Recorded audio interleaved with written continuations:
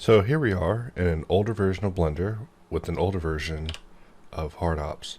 And so what I'm going to do is press Alt-V in order to jump into Lookdev.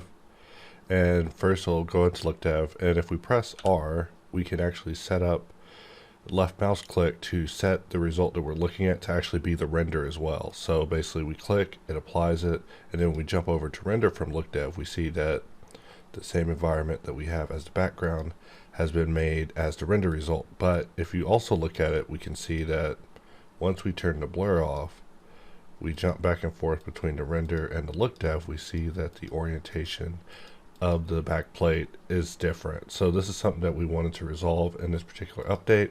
So here we are in the most current version of Blender 3.1.0, and if we were to press Alt-V, we're here in Lookdev, and if we press R, we can set ourselves to set up the render as well. And once we click to apply, we jump from the render to the Lookdev. We see that it is an identical thing. Once we turn off the blur, we can definitely confirm that we're getting the exact same rotation. So this was a bit of an oversight from us in the past, but I'm just happy to announce that it's now been corrected.